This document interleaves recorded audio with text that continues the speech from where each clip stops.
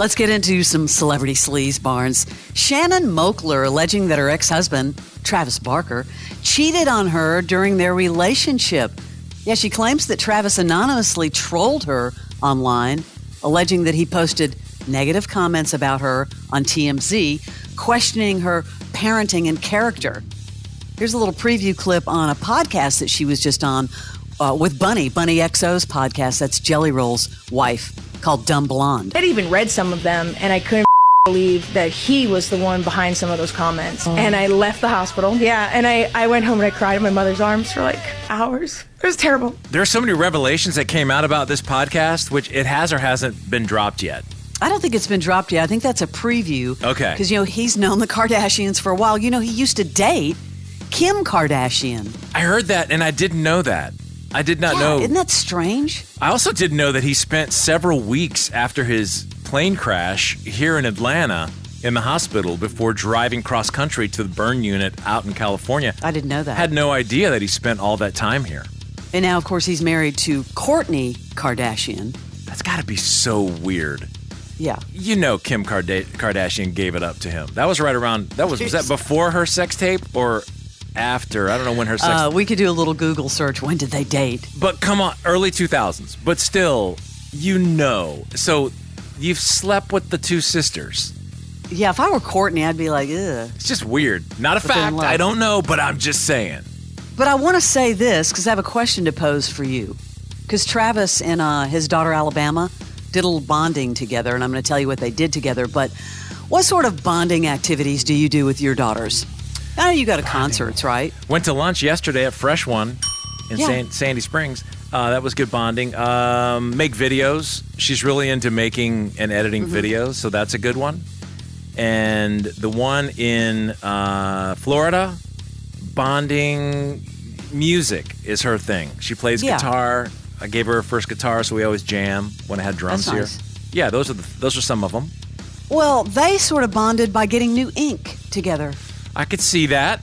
Travis Barker and daughter Alabama went and got some new tattoos together. Hers was Isn't She Lovely, which is a Stevie Wonder song that she says her dad used to rock her to at night, which was really nice. It's on the side of her hand. And Travis, Travis is self-made in front of his knuckles, on his knuckles. Just started touching up my knuckles 15 years after my accident, which was that plane crash, remember? Yeah. Yeah, I just want to give you that, Barnes, in case you were looking for some bonding moments. Well, people who have children who are in their late teens or maybe even sooner than that, you can't control the tattoo thing. Nor should you try, because it's just going to be... Yeah, just let them do it. It's going to be a no-win. My daughter's got several tattoos, my older daughter. And I didn't fight any of it. I mean, I have a tattoo. It's a longhorn. And... I don't have a tattoo. I don't have like a sleeve, but... I was like, I wasn't going to say anything because that's her decision to make. And a lot of parents struggle with that. Wow, an explosive story in the Wall Street Journal about Elon Musk and his drug use. Did you see this? Because he's hitting back now. Yeah, I saw that. He responded to this story. TMZ has vastly higher standards than the Wall Street Journal. He said that apparently his attorney said that he was regularly and randomly drug tested at SpaceX. He's never failed a test. But this article is talking about his drug of choice is ketamine. Ooh. He's believed to have caused shares in Tesla to crash when he openly smoked pot. Remember that over the with Joe Rogan when they did that together. Also, witnesses are saying, because you have to sign a DNA if you do anything with him. He's used LSD, cocaine, ecstasy, psychedelic mushrooms, often at private exclusive parties around the world. In 2018, he took multiple tabs of acid at a party that he hosted in LA. Then the next year, he consumed magic mushrooms at an event in Mexico. I mean, the story's going on and on. He is, of course, denying all of this. Well, that explains why my Cybertruck is so late. Quit doing so many drugs and finish my damn truck. That's the reason. Get some motivation, Elon. Barnes, it's a he said. I like it. On Celebrity Sleaze. Jimmy Kimmel ripping into Aaron Rodgers on his show this week for suggesting he was associated with the Jeffrey Epstein files, and he ripped into him really hard. Here's part of the rant as he discusses Aaron Rodgers' ego. Aaron Rodgers has a very high opinion of himself. Because he had success on the football field, he believes himself to be an extraordinary being. He genuinely thinks that because God gave him the ability to throw a ball, he's smarter than everyone else. The idea that his brain is just average is unfathomable to him. We learned during COVID, somehow he knows more about science than scientists. A guy who went to community college, then got into Cal on a football scholarship and didn't graduate, someone who never spent a minute studying the human body, is an expert in the field of immunology. He just put on a magic helmet, and that G made him a genius. Aaron got 2 A's on his report card. They were both in the word Aaron, okay? Man, he definitely that was good. Lit him up.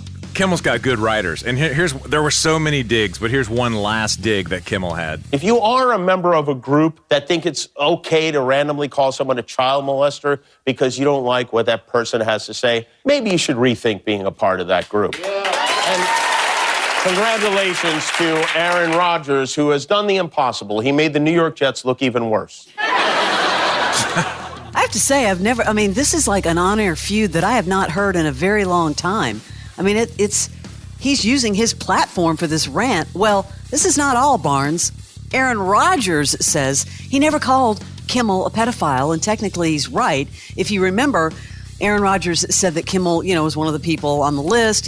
That list wouldn't come out, and that led to a lot of people to believe he was implying that Jimmy Kimmel would be on it, which is fair. But yesterday on the Pat McAfee show, Aaron Rodgers gave his side of the story. I mean, he implied, but was it a stretch of Kimmel to take that far or do his word? You know what I mean? Like, it is definitely, he dances around it for sure. Unprompted, he comes out and says that I'm an overly concussed wacko. In my opinion, it seemed like because I believe that there was a list and that there were names on that. We fast forward to this last week. I'm quoting myself here. A lot of people, including Jimmy Kimmel, are really hoping that doesn't come out. End quote. I totally understand how serious an allegation of pedophilia would be.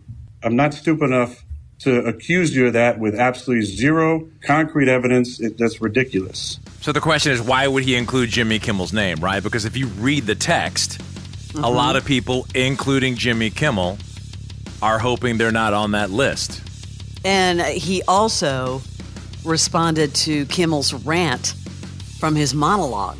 Yeah, it's definitely ugliness, and it's not a bit. But, this goes back to The Bachelor, when his brother was on The Bachelor, and Aaron wouldn't participate in the family part where they have the family on the segment. Oh, I didn't know this. He's just apparently, allegedly, not a very nice guy. And that is where, he just fuels all this stuff. Do we think that's why Shailene Woodley, stopped dating him? Oh, well, could be. Your girl, yeah. Could be. Not my girl. It's my daughter's girl. She likes Shailene Woodley. But he did, the little digs that Kimmel took, he tried to go toe-to-toe, Aaron Rodgers did, and fire some missiles back. I'm glad that Jimmy is not on the list. I really am. I don't think he's the P word. It's impressive that a man who went to Arizona State and has 10 joke writers can read off a prompter. So, my education at JUCO and my 3 semesters at Cal that I'm very proud of has worked out for me, and I'm glad to see it's worked out for him as well. So I wish him the best. Again, I don't give a what he says about me. But as long as he understands what I actually said, that I'm not accusing him of being on a list, then I'm all for moving forward. I score that round for Kimmel. I do too. They had to drop that he had 3 semesters at Cal. But bro, he graduated from Arizona State. And Hello. Yeah, okay. Wow. Big announcement this week, the Bonnaroo Music Festival. Such a great festival. You never know who's going to play, but they did announce the lineup, and it includes an emo super jam. All you emo freaks. It's actually titled Once More with Feelings, the Dashboard Confessional Emo Super Jam. I did wake up this morning thinking I was a little light on emo super jams, so I'm good. Yeah. I'm glad that they're bringing this forward. We don't know if this is like a nightly thing, if it's in a tent, because, they always do different things. They're asking fans who they'd like to see as special guests, so could be a super group. The headliners that were announced, though, Post Malone, Red Hot Chili Peppers, Fred Again, Pretty Lights, other artists playing Cage the Elephant, Interpol taking back Sunday? Yeah, June 13th, Manchester, Tennessee, 4-day event. Tickets are on sale now. I mean, there are less people in the last phone book you saw.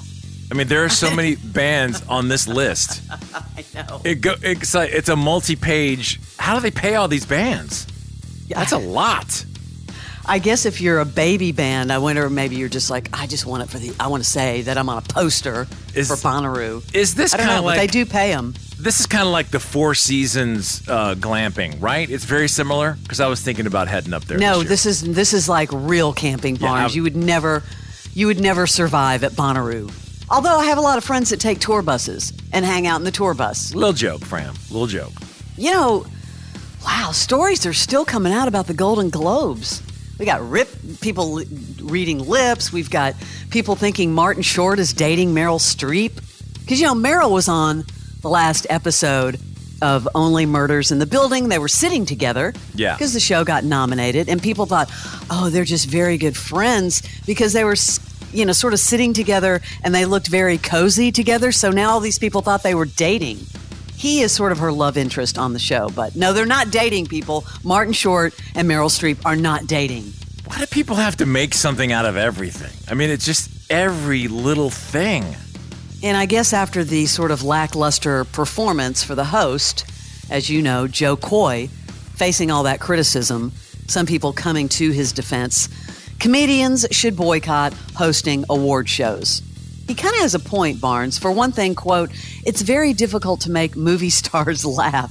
They're way too self-conscious to have a good time. 2, they don't even want to laugh. They're too busy thinking about their careers, their speeches, and their cause. They think they want to be made fun of, but they actually don't, which is true. Yeah, but 2 of those things you said, I don't know if I agree with it. They go there and want to have a good time, but if the comedian's not funny... That's what I think. Yeah, I mean, Joe Coy was just not funny. And now the whole lip-reading activity. Outside of the whole stupid thing with Selena Gomez and Taylor Swift, now people have taken a clip of the red carpet, a video, I actually watched it on TikTok, that went viral speculating that Emily Blunt and her husband, John Krasinski, are getting a divorce. Some people said that he was walking down the red carpet. This woman said, I've watched this 500 times. And I saw he said the word divorce. Did he say, I can't wait to divorce? No, most people watched it, and I thought he said, I can't wait to get indoors. You're spending your life over and watching 500 times of a clip? Man. Yeah. Get over. Yeah, because they're going to wait and do it on the red carpet. They're going to start having their divorce talk. Right. This makes me feel like if you're a celebrity, don't open your mouth because cameras are everywhere. That is your celebrity sleaze.